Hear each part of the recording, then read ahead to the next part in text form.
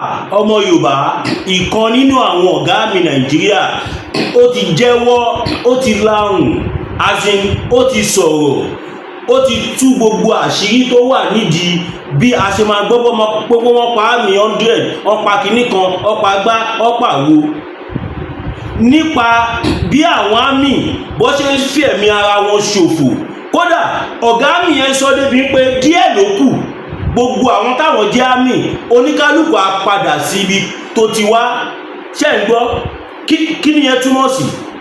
Mo fi Ọlọ́run búra fún yín, màá play fídíò yẹn fún yín nísinsìnyí. Ẹ bá mi gbogbo àwọn tó sọ pé àwọn ò ní gbàgbọ́ nínú Yorùbá nation, èmi ò mọ ibi tó fẹ́ fojú sí báyìí o.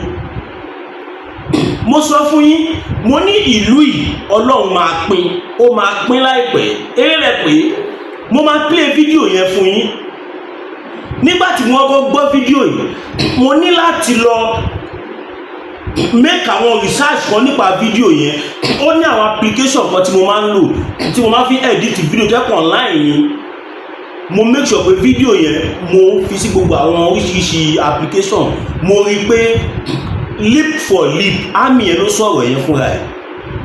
Ní gbogbo ọ̀rọ̀ tí Chief Sunday Igboho ń sọ tẹni wọ́n dàlúrú nísìnyí, ìkọ́nú àwọn tó ẹ̀dì trúùpù àmì ó ti sọ̀rọ̀ síta. Now ẹjẹ́ agbọ́ nǹkan tí wọ́n sọ. Ẹ share fídíò ìkódò tó ẹ kó dé. Mo fi Ọlọ́run bẹ̀ yín, mo dẹ̀ bẹ̀ gbogbo yín tẹ́ pè mí ṣàkíyèsí pé máa bí pé a nífẹ̀ẹ́ ètò ẹ̀, ṣùgbọ́n tó bá ń ṣètò o ti máa ń repeat ọ̀rọ̀ jù. Ẹ má bínú, ọ̀rọ̀ tí à ń sọ yìí àkọsílẹ̀ inspiration ni bó bá ṣe ń gbé wá ní, pàápàá jùlọ àwátá nítara kìíní torí kìíní ìkọ́ wà jura wa lọ. Ẹ máa rí pé ọ̀pọ̀lọpọ̀ àwọn èèyàn ò tiẹ̀ kí ẹ mọ̀, ọ̀pọ̀lọpọ̀ àwọn èèyàn gan wọn ò fi bẹ́ẹ̀ sọ̀rọ̀ lórí ọ̀rọ̀ Yorùbá nation lọ títí mọ́. Ọ̀rọ̀ kan tó ń lọ́nu ayé ni wọ́n ń sọ. Bẹ́ẹ̀ ni owó wà ń bẹ̀ yẹn, owó wà ń bẹ̀, kò sówó nù tá à ń ṣe, ìfẹ́ ni tá à ń ṣe yìí. So ẹjọ́ ẹ bá mi bí èmi náà máa gbìyànjú láti ṣe àtúnṣe díẹ̀díẹ̀. Now fídíò méjì ni mo mú wá fún yín. Títí àmì kan tí mo padà sẹ́ẹ̀dì sáwọn èèyàn tí wọ́n ní lára àwọn commander àmì àbí nǹkan kan ni. Now mo fẹ́ play fídíò yìí. Mo fi Ọlọ́run bẹ̀ gbogbo yín tẹ́ ń wò mí, ọwọ́ tẹ́ fi ń share fídíò yìí ẹ̀ ní fi gbé ọmọ sí, ojú tẹ́ fi ń wo fídíò yìí kò ní fọ́, ọwọ́ tẹ́ fi ń comment kò ní.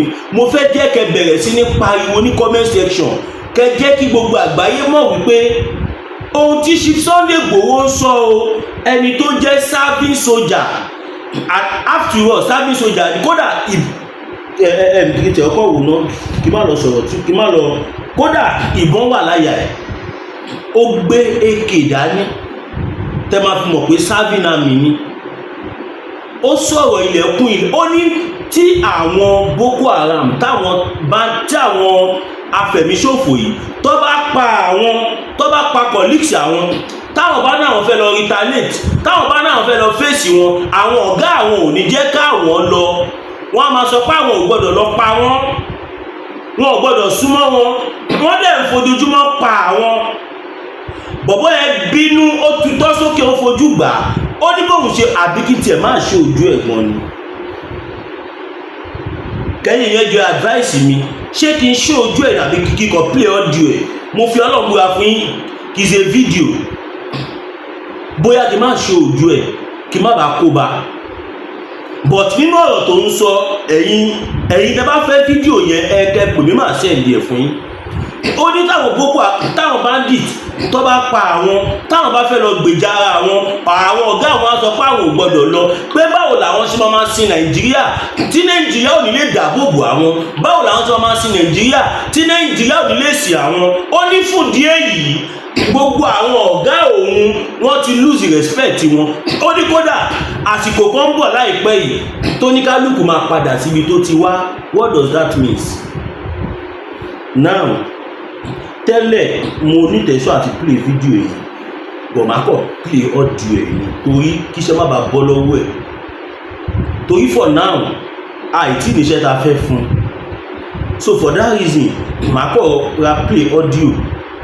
Yes, let at least tẹ́ bá ti gbọ́ nǹkan tó sọ, ẹ̀yin tẹ́ bá fẹ́ audio yẹn kẹ́ pè mí torí o mọ̀ pé fídíò yìí máa lọ viral gan so kò wá ní da kí fídíò lọ viral kí mẹ́sẹ̀ ìtafẹ́lẹ́ káwọn èèyàn gbọ́ kọ́ gbọ́ kẹ́ni tó wá sọ kíṣẹ́ wá bọ́ lọ́wọ́ ẹ̀ yeah so màá play ẹ̀ nísìnyí now let's listen attentively. And dem no go fit meet up again.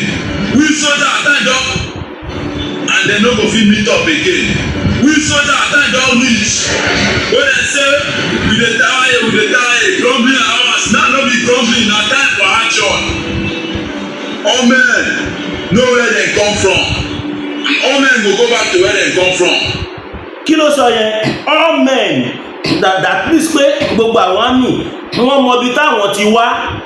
Oníkálùkù á padà síbi tó ti wá. Níbo ló ti wá? Ìlú wọn.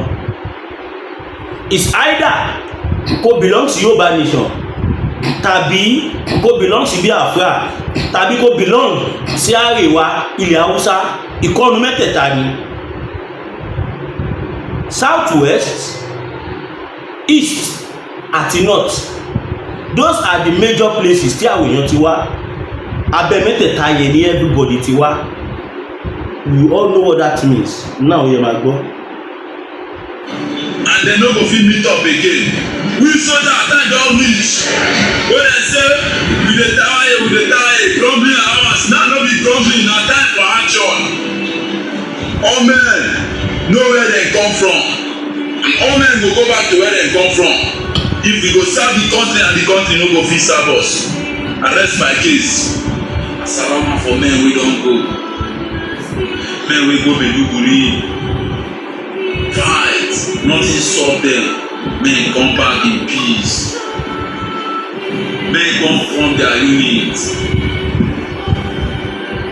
Some bastard come throw men overboard. Until today, our senior men they never retaliate. Ṣé ẹ gbọ́? Wọ́n ní àwọn míì tí play ẹ̀tàn o.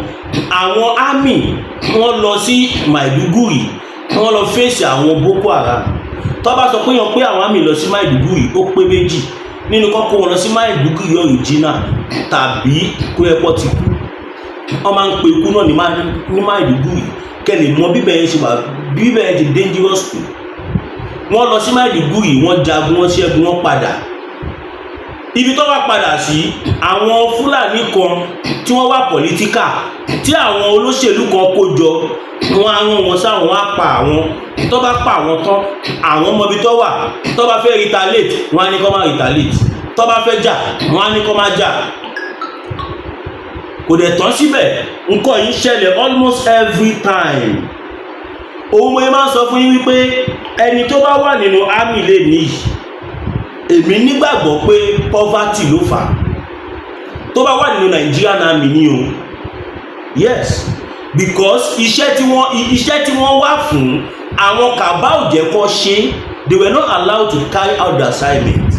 Ọ̀pọ̀lọpọ̀ àwọn ọ̀gá mi tá ṣé mo kí mo sọ̀rọ̀ tó jọ mọ́rọ̀ yìí lánàá tí mi tiẹ̀ mọ̀ pé kan náà wá mi máa sọ̀rọ̀ lẹ́nu. Mo sọ mo náwọn ọ̀gá mi tẹ́ ń wò yẹn most of them are innocent. Àwọn politician wọ́n ti manipulate everything, wọ́n ti politicalize gbogbo Nàìjíríà débi pé anything tó bá fẹ́ ṣe báyìí they make use of politics. Gẹ́gẹ́ bí ọ̀rọ̀ tí bàbá Ọbásanjọ́ sọ lánàá tí wọ́n ní ẹni tí ó bá ti ní second address tó wẹ́ pé politics nìkan ló fèsì ní gbogbo ayé ẹ̀ kò sí ìkọ́ tó gbé wá fún tí ò ní gbà torí ó mọ̀ pé tóun bá gbà kò síbi tóun ti máa rí nǹkan míì jẹ. Ṣe pé ọ̀rọ̀ yà láì náà ẹja máa gbọ́ lọ. Tí bá àwọn àmì yẹn àánú wọn máa ń ṣe mí wàláì. Ó ní bọ̀bọ̀ kan tí wọ́n pè ní tí wọ́n pè ní tíyàwó sójà ní sá Soldier Boy ó wà lórí TikTok. Mo rí pé ó máa ń ṣe TikTok kódà mo ṣe débi pé mo contact ẹ̀ pé kí n bá monetize YouTube channel ẹ̀ torí tó bá wà ní one front ó máa ń ṣe fídíò tó bá wà bí tí wọ́n fi wọ́n sí ó máa bá àwọn èèyàn sọ̀rọ̀ nípa àwọn èèyàn máa send owó fún iṣẹ́ everything fún Soldier Boy ló ń pè lórí TikTok. Most of those soldiers are now surviving on social media. they are now surviving through social media. Yes, ọ̀pọ̀lọpọ̀ wọn gbogbo àná la mọ iye tó ń fún wọn náà. Ẹ lọ sórí social media ẹ máa gbọ́ iye tí wọ́n ń fún wọn. Òun ló fà á táànù wọn fi máa ń ṣe èmi torí pé ìjọba Nàìjíríà ò tọ́jú wọn. Ẹ máa gbọ́. Control men overboard. Until today, our senior men, they never retaliate. They never still retaliate. They cut men, kill men. Which kind of country be this? Ṣé you know, but which kind of country be this? Ẹni tó ń sọ̀rọ̀ yìí, serving army ni o. Senior men no dey see us as anything again. They go kill men. To go retaliate na problem. Civilian personal soldier, if you retaliate, they get all the big men number, they go begin dey war. Which kind army we dey run? No everybody dey carry weapon wey we dey carry. If you wan bring them down, they go. Ṣé ń gbọ́ pé irú weapon irú country wo lélẹ́yìí tí àwọn èèyàn ń gbé irinṣẹ́ kò fẹ́ fi gbẹ́nu sọ̀rọ̀ ní o tí àwọn Fúlàní tí wọ́n ń jí àwọn èèyàn gbé tó ń gbé ìbọn táwọn gbé dání kódà wọ́n tún gbé tó ju táwọn gbé dání lọ tí kọ̀ọ̀kan ò dẹ̀ nítorí ẹ̀ ṣẹlẹ̀ tó lè jẹ́ pé táwọn bá fẹ́ ṣe anything wọ́n ní nọ́mbà àwọn big man ní Nàìjíríà lọ́wọ́ wọ́n lè pe chief of defence staff wọ́n lè pe chief of armed staff wọ́n lè pe president gan wọ́n lè pe senate president wọ́n lè pe ẹni tó jẹ́ pé tó bá sọ̀rọ̀ báyìí àmì yẹn gan máa bẹ́rí látòrí fóònù ni ìjọ wo la fẹ́ ṣe gbogbo ìbúrúkú ìdí torí ẹ̀ láyé sọ fẹ́ ènìyàn wa ẹ jẹ́ ká sowọ́pọ̀ ká gba òmìnira tá bá gba òmìnira tá dá dúró gẹ́gẹ́ bí orílẹ̀-èdè gbogbo nǹkan tí ó dàbí ìṣòro wájú wa yìí ọwọ́ kan ni ṣèbí gbà tí ṣe Sunday Igboho jáde tí wọ́n sọ ọ̀pọ̀lọpọ̀ àwọn tí wọ́n ní làákà ìtẹ́kọ́ ti kú lọ́pọlọ ó ń dàlúrú ni ó ń ṣe kinní kan ni ó ń ṣe pá ni ó ń jàwó ni ó ń ṣe kinní kan sórí ṣókè ṣé sójà yìí náà ń dàlúrú ni is a serving soldier mo fi Ọlọ́run búra fún AK-47 wà láyà ẹ̀ ó gbé sáyà mo decide àti máa show fídíò yẹn ni kí iṣẹ́ má bàa bọ́ lọ́wọ́ ẹ̀ bọ̀ mo fẹ́ kẹ́ gbọ́ mẹ́sẹ̀gì yẹn mi plan tẹ́lẹ̀ mo ní lọ́kàn láti show ẹ̀ bọ̀ mo wò ó pé kó má jọ̀wọ́ mi níṣẹ́ ẹ̀ ti máa bọ́ torí àwọn fídíò tá à ń ṣe gbogbo ẹni ni mo fi sọ fún yín wípé ọ̀wọ̀ ní presidency àwọn senators ń wo fídíò wa àwọn gbogbo almost all the politicians mostly ilẹ̀ Haúsá yẹn kì í fi show wa ṣeré òun ló ṣe jẹ́ pé tèmi bá ń sọ̀rọ̀ mo máa ń ṣojú abẹ níkù so that káwọn tó lè tó máa ràn wá lọ́wọ́ kọ́ lè gbọ́ bẹ́ẹ̀ kẹ̀dẹ̀ rí mi ò lè wá kú kò lè joyè ní bàbá ẹ̀ mi ò lè wá kú kò lè jà fúnlẹ̀ bàbá ẹ̀ ẹ máa share fídíò yìí ẹ máa share ẹ̀yin abiyamọ ẹ má jẹ́ kọ́ ọmọ yín lọ ṣe ámì lásìkò tá a wà yìí ẹ má jẹ́ káwọn ọmọ yín kí wọ́n lọ ṣe ámì lásìkò tá a wà yìí nǹkan bàbá fi kú ṣèfàjẹ́ ṣèbẹ́ bí wọ́n ṣe ń pa àwọn tó wà bẹ́ẹ̀ pàkúpa wọn ò tọ́jú wọn ọtún orí ikú ẹni àrùn wọn ò gbọ́dọ̀ sọ̀rọ̀ tó bá sọ̀rọ̀ báyìí wọ́n fẹ́ bà tiẹ̀ jẹ́ ṣebí gbogbo wa la gbọ́ iṣu Mr. Ṣẹ́gun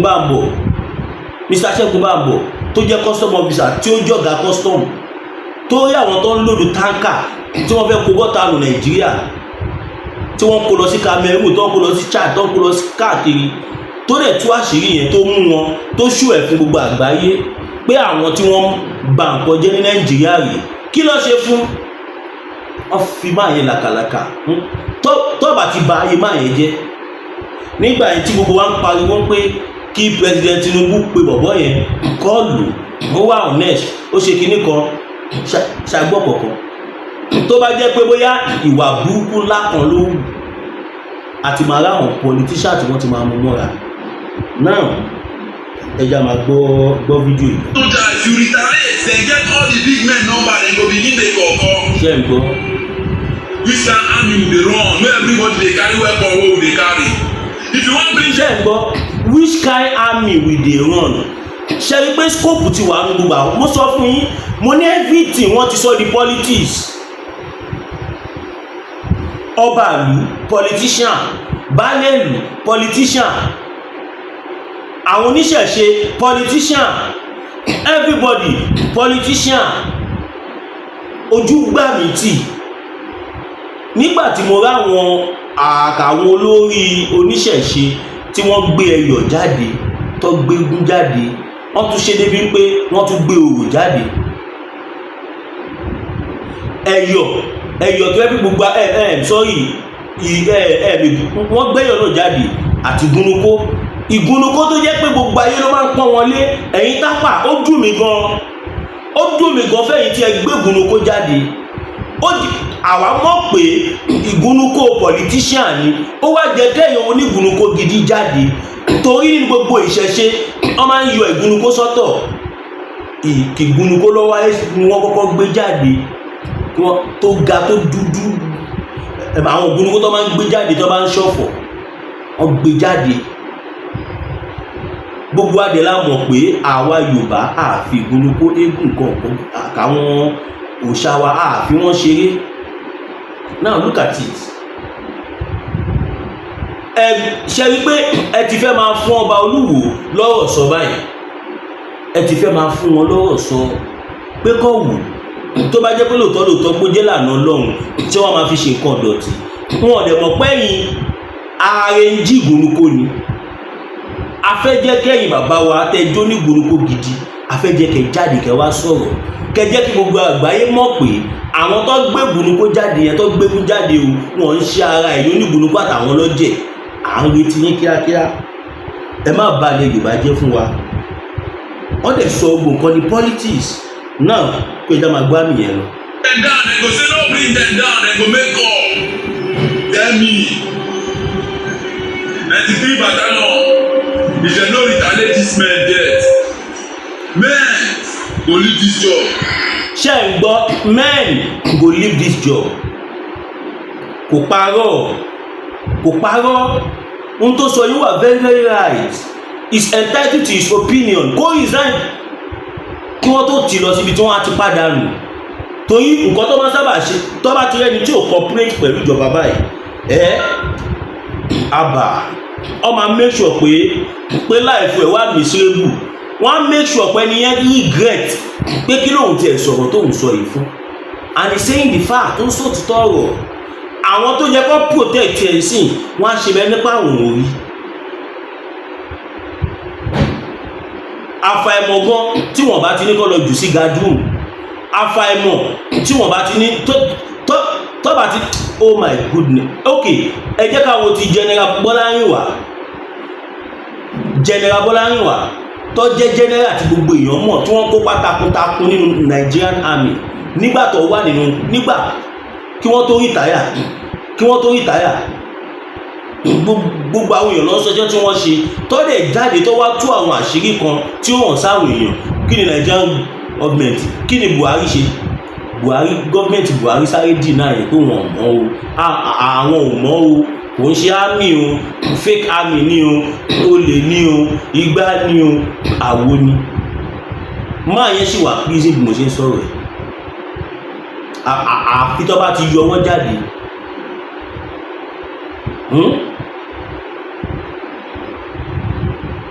Téèyàn bá ti lè wọnú iṣẹ́ ìjọba báyìí kò tó ṣe sọ mọ́. Torí ẹni tó bá fẹ́ iṣẹ́ ìjọba ní àsìkò tó bá fẹ́ kúrò nílé á gbé gbogbo òótọ́ tó wà ní ayé á gbé kọ́ sílé á gbé irọ́ wọ̀ á wá máa lọ. Tó bá ṣiṣẹ́ tán tó bá padà sílé á gbé òótọ́ ẹ̀ wọ̀, tàbí kó gbé gbogbo òótọ́ tó wà ní ayé kó gbẹ́lẹ̀ kó bẹ̀rì kó má pàdé mọ́. Ìyẹn ni òfin ní problem nínú ìjọba. Torí èmi ò ṣe blame ọ̀pọ̀lọpọ̀ àwọn olóṣèlú tàbáwọn tó ń ṣiṣẹ́ ní ìjọba, because gbogbo kọ́tẹ́rí tó ń ṣe yẹn ń tó ti wà in line ni tí wọ́n dẹ̀ gbọ́dọ̀ follow àfi tó bàbá wọn ṣe. Ìjọba lè máa ń tàn máa pòwé pé if you can't beat them join them. Kẹ́kẹ́ ká máa gbọ́ àmì lọ. Dem go kill men to go retaliate na problem. Civilian and personal soldier, if you retaliate, dem get all the big men number, dem go be no be lie. no be lie. This kind army we dey run, no everybody dey carry weapon wey we dey carry. If you want. Civilian tó ń sọ yẹn kò kí ń ṣe èmi àti yín láàrin títì o. Àwọn Fúlàní tó ń gbébọn tó ń pa àwọn èèyàn ló ń sọ pé táwọn bá gba ìtẹ́ lásán táwọn bá mú before you know chief of defence staff á ti pé ẹni tẹ́ mú yẹn o ń bá wọn ní trace inú ẹ̀ that is the end. Kò sí nǹkan tó ń ṣe l'Ábùjá pé wọ́n parí ọ̀rọ̀ ńbẹ̀.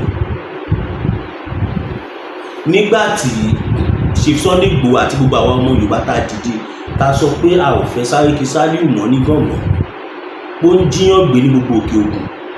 Níjọ́ yẹn tí Chief Sunday Igboho débẹ̀ the next thing hello fẹ́ bá mi sọ̀rọ̀ Sunday ní gbogbo ilẹ̀ rí fídíò yẹn náà IG ló pè ẹsẹ̀kẹsẹ̀ CP bẹ̀ yẹn pè ẹsẹ̀kẹsẹ̀ wọ́n da ọlọ́pàá síbẹ̀ wọ́n da mọ́tà wọ́n da everything gbogbo àwọn nǹkan tí ó wà nílùú tí ẹ ò fi ṣe anything fún àwọn èèyàn wọ́n wá bẹ̀rẹ̀ sí ní gbé jáde a ṣẹ̀ṣẹ̀ wá ń rí nísìnyí pé a ní kárí imagine òun làwa ṣe ń sọ fún ẹ̀yin jẹ́jẹ́ tiwa wípé ẹ jẹ́ kó ní kálukú máa bá tiẹ̀ lọ. Ebi ò lè pa àwa ọmọ Yorùbá tá bá pín lè ní mo fi Ọlọ́run búra fún yín tá bá pín lè ní ilẹ̀ Yorùbá láàrin 5-10 years Amẹ́ríkà wọ́n wá máa yáwó lọ́wọ́ wa àwọn developed countries wọ́n á bẹ̀rẹ̀ sí ní bá wa sign partnership because ohun tó wà nílẹ̀ Yorùbá United States of America ò ní America ò ní anything they only have leaders.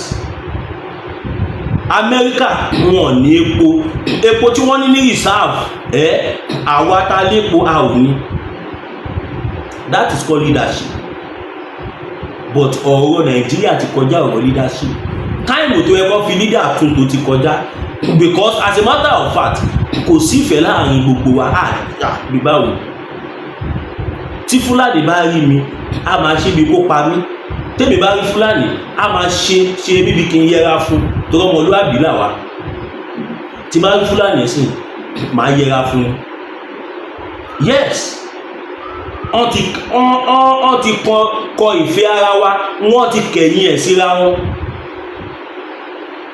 ẹja máa gbọ́bọ̀ bọ́ àmì yìí lọ. Don't bring them down, they go say don't bring them down, they go make up. Ṣe kó ti là á fún ara ẹ̀ ìfi wọ́n pé táwọn bá rí àwọn wèrè tí wọ́n pa wá yìí àwọn ọ̀gá wọn máa ní kó má pa wọn no bring them down tó ń sọ ẹni pé má pa wọn wọ́n sáré mẹ́kọ̀ so báwo wá ní security ṣe fẹ́ stop ṣèbí Nigerian army kan lọ́múlẹ́nu kọ́ ni wọ́n mú ní bíbí 2 years ago tó kó ọta àbọn tó sin sí gbogbo etí ṣòkòtò tọ́ta àbọn yẹn lé 300 tó jẹ́ lára àwọn àmì ẹgbẹ́ ẹ̀ ni wọ́n mú mọ repentant Boko Haram tí wọ́n kó sínú security ẹjá máa gbọ́ lọ gbogbo ti ń jẹ́ tọ́lọ́run ilẹ̀ Yorùbá máa dá dúró ẹ jẹ́ ká dọ́dọ̀ bàbá Máyégún tó rà láti dira tí tá bá ti wá dé máa continue voice note yẹn. Olúsadé ní pẹ́ẹ́nà abáwọ́ tọ́lẹ̀tọ́lẹ̀ lọ́jọ́ tí iná bá fojú komi ní dákẹ́ ariwo ọ̀sẹ̀sẹ̀rẹ̀ ò gbọ́dọ̀ tẹ̀lẹ̀ bí ògòǹgò bó bá rìn bí ògòǹgò sísẹ́ lẹ́sẹ̀ rẹ̀ ó sẹ́ ẹ̀yọ̀ ìkọlà ló lórí ẹ̀yọ̀ olóyè Máyégún Aníkúlápó wọ̀lú jìgànjìgàn bí ẹkùn akọrabata òkúta baba aláwo tó ń dífá bí ẹni wẹjú gbógun ayé bá gbóná lalala bí iná ajere táwọn ìyàmí bá mi ayé ọmọ ènìyàn jìgìjìgì tètè máa bọ̀ wá sọ́dọ̀ ọmọ oníṣẹ́ olúfẹ̀ olóyè Máyégún Aníkúlápó oṣù òórùn sùmọ̀lú ló lé ọkiri ojú oorun ogun àmúbọ̀n rere ní tiẹ̀ ní ìdí àìrọ́mọ bí lọ́mọ aráyé fi dì ọ́ ogun gbèsè láyé fi kẹ́ ìwọ ni tàbí àmì ìkórìíra ní bẹ lára rẹ àìsàn ọjọ́ pípẹ́ ogun ìdílé àti bẹ́ẹ̀ bẹ́ẹ̀ lọ tètè gbéra ńlẹ̀ kó dìde kàn sí olóyè Máyégún Aníkúlápó gbogbo ara kìkì oògùn abániyẹ̀ràwọ̀ ẹni wò abolórí bẹ̀rí fún ẹ̀kúnrẹ́rẹ́ àlàyé tàbí àyẹ̀wò nípa ogun tó ń ja ayé rẹ pè sórí nọ́mbà yìí 08023940939 08023940939 ìjì kìí jà kó gbé odó lọ ìjì kìí jà kó gbé ọlọ lọ a kìí borí olóńgbò ní mògún ìwọ ló rẹ̀ yọ̀ tá rẹ ló kọ lọ. ẹ káàbọ̀ padà ẹ̀yin ènìyàn wa nọ́mbà bàbá Máyégún lẹ ti rí yẹn bàbá Máyégún ìwọ tó bá fẹ́ dira o fẹ́ tẹ̀fá o fẹ́ ṣèwé gbèrú anything spiritual pè wọ́n don't forget mi ní kẹ́nìbọ̀dì lọ bá wọn torí àwọn èèyàn pọ̀ tó máa ń pè mí máa bí tíoní babaláwo tíoní tí màá ní mi ní kẹ́nìbọ̀dì máa ń pè mí fún àwọn nǹkan bẹ́ẹ̀ mo yẹ fi nọ́mbà bàbá Máyégún síta ìwọ tó bá nígbàgbọ́ tí ọkàn ẹ bá rọ̀ mọ́ wọn pé wọ́n gbogbo ìgbà ni mo máa ń sọ kò ṣe pé mo rí wọn rí but ohun tí mò ń gbọ́ nípa wọn ó kọjá kéèyàn panu mọ́ lọ ni mo ṣe wá ń sọ̀rọ̀ wọn that is that by ìyẹn bẹ́ẹ̀ kẹ́kẹ́ máa gbọ́ nǹkan tí àmì yìí sọ̀rọ̀. Tell me 93 battalion if dem no retaliate this men death men go leave this job. kò jù bẹ́ẹ̀ lọ jọ́ọ̀bù tí ẹ gbà tí wọ́n jẹ́ kẹ́ ṣe. use when I dey carry weapon wey I no go fit use am.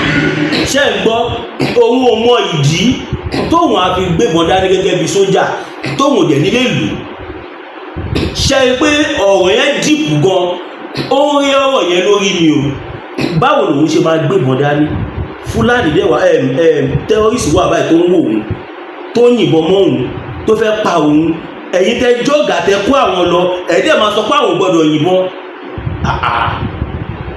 ó dàbí ìgbà tí èèyàn bá fẹ́ lọ gbẹ̀mí ara ẹ̀ ni kò yàtọ̀ sí péyàn lọ pokùnso kò yàtọ̀ sí péyàn jáná mọ́mọ́tò lẹ́nu kò yàtọ̀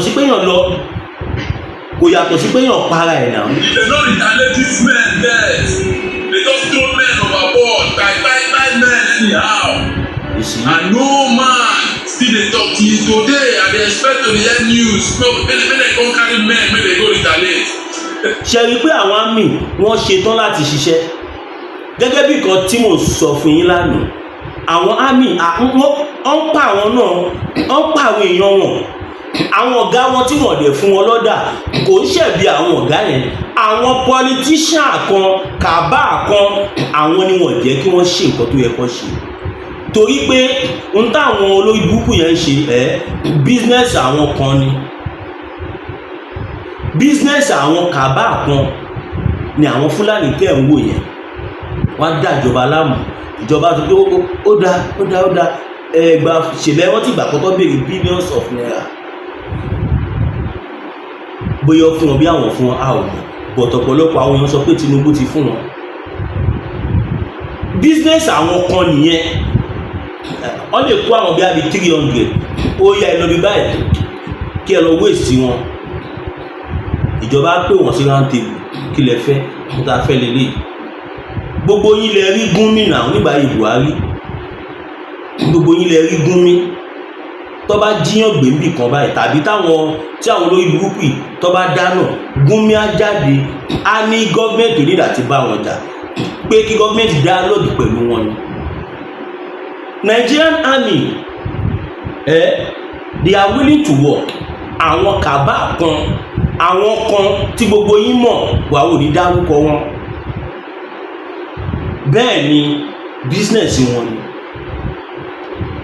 èmi náà mọ̀ wọn ṣùgbọ́n à ń gbọ́ pé àwọn náà ni wọ́n ń pè ní kàbá. They no carry men on board this day me all the senior men don lose their respect. ṣé ẹ̀ ń gbọ́ ó ní gbogbo àwọn senior men gbogbo àwọn ọ̀gá àwọn nínú army wọ́n ti lose the respect ẹ máa ká wà carry the way kàbísáyé lọ́dọ̀ bàbá ńlá àwọn lábítàtì. bitter tea ẹkùn tí ń wọ̀yá ẹ̀jà pẹ̀lú àwọn kíndìnrín tó ní stone nínú ìyẹn kidney stone yóò mẹ́ẹ̀tì ẹ̀ tẹ́sí yádànù nínú àgọ́ ara yín òun kan náà ló ṣiṣẹ́ fún liver ìyẹn àìsàn jẹ̀dọ̀jẹ̀dọ̀ a sì tún máa ṣiṣẹ́ fún ààtì ìyẹn ìṣòro àìlèmí sókè sódò dáadáa láàólà bitter tea ló tún ṣiṣẹ́ fún ìfúnpá gíga ìyẹn high blood pressure bákan náà gbogbo ẹ̀yin tẹ́ ẹ bá ní ìṣòro ìsétọ̀ tí a mọ̀ sí prostate cancer gbogbo àwọn àìsàn tá a là kalẹ̀ yìí pátápátá òun ni láàólà Aba Bitter Tea yóò bá wà yá àjà ìṣòro ara ríro ńkọ́ Laola Bitter Tea òun ni kẹ́ ẹ gbẹlura láti wá rí egbòogi Laola Bitter Tea rà àbí tẹ́ ẹ bá fẹ́ mọ ibi tí wọ́n tẹ̀dó sí ẹ mẹ́sẹ̀gì wọn lórí àwọn WhatsApp numbers yìí +447-4245-27137 àbí àwọn Nigeria numbers yìí 08033194355 tàbí 08026265000 kò bára rí ẹ̀rí inú ẹ̀jẹ̀ ti kàn jẹ̀gbọ̀n lọ́wọ́ Laola Bitter Tea gbẹlura kò rí yàtọ̀ bẹ́ẹ̀. Ẹ káàbọ̀ padà kẹ́yìn ìyá àti bàbá wa. Laola Bitter Tea ó jẹ́ iléeṣẹ́ tó ń ṣe egbòogi bóyá ìwọ tó yẹ pé nǹkan ọmọkùnrin ò kí ń lé dáadáa, bóyá o ń pẹ́ lórí madam, o fẹ́ àdúdùn, o fẹ́ oríṣiríṣi kan tó bá fẹ́, bóyá o ní prostate cancer, heart problem, anything tó bá ní pé Laola Bitter Tea òun ni best place and they deliver all over the world. Kódà kó wà lọ Australia tó bá fẹ́ àgbìwọ́n á pọ̀n ẹ̀ lára. Ẹ ká fìyẹn sẹ́gbẹ́ kan. Now back to our discussion kí a máa gbọ́ ojú yẹn lọ kí n kàn fi sẹ́yìn tí ó kù wẹ́ fi balance. Carry men on board this day. Kábíyèsí níbi náà. Me, all the senior men don lose their respect if they no retaliate this men death. They don lost am and they no go fit meet up again. We soldier time don reach when dem say we dey tire grumbling and hours now no be grumbling na time for action. All men know where dem come from. All men go go back to where dem come from. If we go serve the country and the country no go fit serve us. I rest my case. Kábíyèsí Elédùmarè kí ló kù? Kí ṣe ti rí pé ohun tí gbogbo àwa tá à ń ṣe Yorùbá nation ń sọ ṣe rí pa right, ṣe ti wá gbà pa right báyìí? No, ṣé ẹ̀yin ti gbà pa right pé àfi kí pé kí ìlú ìpín, àfi kí Nàìjíríà pín, àwa ọmọ Yorùbá kì í ṣẹrú, ó tó gẹ́, enough is enough, enough is enough. Èmi tí mò ń sọ̀rọ̀ yìí Ọlọ́run ló yọ mí, mo fi Ọlọ́run ọba búra fún yín, mo ti gba fọ́ọ̀mù fọ́ọ̀mù army, mo ti gba army form, mo fi Ọlọ́run búra fún yín, mo gbà, mo sign attestation, mo ṣe gbogbo tó ní kí n ṣe pé tí bá lọ sí ibi tí bá kú tí bá gbogbo ẹ̀ ni mo sign. Ṣùgbọ́n ètò Ọlọ́run ó yàtọ̀ sí ètò tèmi. Ọlọ́run ló wá ní kí n má ṣe àmì o, mo fi Ọlọ́run múra fún yín, aṣàjẹ́ má ṣe lè mi o, awíkoko lójú ọlọ́rọ̀ ní mi o. Bóyá èmi ni àmì tí wọ́n bá kọ́kọ́ jù sìgá dùn tàbí tó máa ní kọ́ lọ padà rò, torí gbogbo nǹkan tí bá rí pátá gbogbo ẹ̀ ni màá tú síta. Gbogbo nǹkan tí bá rí nípa pé àwọn Fúlàní, pé àwọn ọ̀gá wa, àwọn jẹ́ ká irú kan tí bọ́bọ́ yìí ṣe yìí, èmi ti máa ṣe tipẹ́ máa ti ṣe. Èmi ò kí ń kọ ká máa pa ẹ́, ká máa wà á kú. Ṣé mo mọ bí tí mo ti wà ní? Ṣé ibì kan ni mo wà kó tó bí mi sínú ayé yìí? Ṣé mo mọ bẹ́ẹ̀ ni? I got my friend come off it. Ìgbà tí mo wà ní oyún mo mọ̀ gbà ni. Ṣé mo mọ̀ gbà tí mo wà ní oyún? Did I know the time? Ìgbà tí ìyá mi bí mi, tí mo wà ní kòkó, tí mo wà kékeré, ṣé mo mọ̀ gbà yẹn ni? Ṣé bí mo dàgbà díẹ̀ ni mo gbọ́n sí ni mo rí pé kìíní ọgbẹ́ni bó wí wàá kú, bí ò wí wàá kú, ó ṣe wá wí. Òun làwa ṣe ń bẹ bàbá wa Bọ́lá Ahmed Tinubu, jagabanpure aṣọ fún yín. Ẹ ṣí àwọn ọmọ Yorùbá lẹ̀, ìwọ̀n Yorùbá ò ní gbàgbé yín títí ayé. Ẹ wo ohun táwọn Fúlàní ìfojú yín, ẹ wo bọ́ yín bàjọba yín jẹ́. N ta ti sọ sẹ́yìn ló ń ṣẹlẹ̀. Ṣe ipá àwọn àmì yín gan ti ń sọ̀rọ̀ síta, wọ́n ti ń dúró èṣù pé tó bá fẹ́ dìbò lọ yàgò, gbogbo àwọn àmì àpadà síbi táwọn ti wá. And that's the fact, gbogbo wọn ni wọ́n níbi tí wọ́n ti wá náà. Àmì mi wà, ó fìyàwó àtọmọ mọ yá àmì tẹ́pọ̀ ti kúkú sàárà. Ọ̀pọ̀lọpọ̀ àwọn àmì tí wọ́n kú ikú sàárà lọ ń kú, ikú tí ò jẹ́ kọ́ kú ni wọ́n kú. Because Nigerian army is one of the best army in the world. Yes, they are one of the best in the world. But the cabals, the cabal, the godfathers in politics, they politicalize everything. Mo rí news kan tí IBB sọ̀rọ̀ lẹ́nu ọjọ́ mẹ́ta ẹ̀ pé wọ́n yà fín kíníkan. Ṣé láwọn cabal tẹ̀ ń wò yẹn Ọlọ́run á bá wa tú okùn tí wọ́n so sí wa lọ́rùn. Mi ní sọ jù bẹ́ẹ̀ lọ. Once again, my name is Williams Olúwatósìn ọmọ Ògúnbíyì, aka mass burial for the bad leaders, aka mass glorial for the good leaders, aka alógún màṣíkà odò àgbéwà kò ní gbé ọ̀dàlẹ̀. Ìgbòho òòṣà, Ìgbòho òòṣà, Ìgbòho òòṣà. Iṣẹ́ tẹ̀síwájú.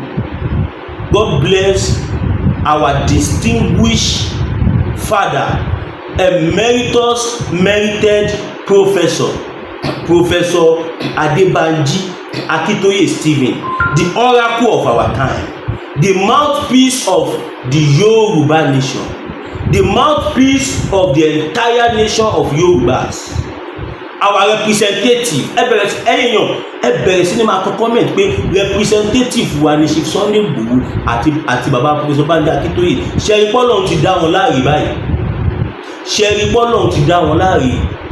Odò àgbà kò ní gbé ọ̀dàlẹ̀. I love you all. Ẹ má gbàgbé studio project wa ṣì ń lọ. A ní the support ẹ̀yin ìyá wa àti bàbá wa. Àwọn equipment ta fẹ́ rà, ọmọ Yorùbá tí ó lè fún mi ní 10 million wà, ọmọ Yorùbá tí ó lè fún mi 20 million wà, ọmọ Yorùbá tí ó lè fún mi 100 million wà. Ẹ sọ nǹkan ta fẹ́ rà ìwọ̀nba mini studio ni mo kàn fẹ́ ṣe kínkínní, not big, just small. Tabashiri 5 to 6 million. Àárá ọ̀pọ̀lọpọ̀ nǹkan ta need, gbogbo ẹ̀ máa wà professional. Drone máa wà ṣé ẹ̀mọ́ ìgbà tí mo lọ ná drone tuntun 1.7, 1.8 million, 2 million, 6 million, 5 not ta drone. But tí bá ṣì second hand, bóyá tẹ́nìkan ti lò tẹ́lẹ̀ tó fẹ́ tà, kèèyàn tí mo fi lò ní at least drone sì wọ 800,000. Drone nìkan nìyẹn o, kò yìí sí kámẹ́rà bẹ́ẹ̀. Mo ti ra electronic webcam, mo ti ra standard laptop tó mad, machine. So I should need a lot of things. The mixer, air condition, standard generator, standard fan, nǹkan bẹ́ẹ̀ I need there. Odò àgbéwà kò ní gbé ọ̀dàlẹ̀. Fẹ́yìn tí a bá fẹ́ support mi, account number mi is 021 41 68 704 021 41 68 704 GT Bank Zanu Williams Olúwatósìn. Fẹ́yìn tí a bá fẹ́ pè mí fún ìpolówó ọjà tàbí fún ẹni tí bóyá fídíò tá a ṣe ẹni kọ̀ọ̀kan tẹ rí ń bẹ̀ tẹ fẹ́ pé wà ṣàkíyèsí, tàbí ó ní kọ̀ọ̀kan tó yẹ ká sọ tẹ rò pé àsọ, bóyá àsọ kankan àsọ bó ṣe yẹ ká sọ, ẹ pè mí sórí +229 57 74 79 70 +229 57 74 79 70. Ọ̀pọ̀lọpọ̀ àwọn èèyàn náà pè mí lánàá tọ́dẹ̀ bá mi sọ 1 or 2 things tí mo dẹ̀ ti jẹ́ kó reflect nínú fídíò yìí. Wọ́n pè mí láti Amẹ́ríkà, láti Germany, France, Italy, Spain. Wọ́n pè mí káàkiri lánàá. Kódà a lot of people were really prayer on me. Torí ẹ̀ lè jẹ́ pé gbogbo èyí tẹ̀ ń tẹnu bọlẹ̀ kiri tẹ̀ ń fẹnu bà mí jẹ́ káàkiri nítorí ìlọsíwájú mi, ọ̀rọ̀ yìí ò jọ mí lójú. Òun lọ̀pọ̀lọpọ̀ yìí náà ṣe kúrò lójú kan lẹ́yìn tẹ̀ ń bá mi lórúkọ jẹ́. I don't know you people, mi ìmọ̀ yìí tẹ̀ ń bá orúkọ mi jẹ́ o, ṣùgbọ́n yẹra yín wò. Energy tó yẹ kẹ́ channel sí life yín, òun lẹ fi ń dìtẹ̀ ẹni tọ́lọ́ ń gbé lọ síwájú. And this is just my starting point. By God's grace, I love you all.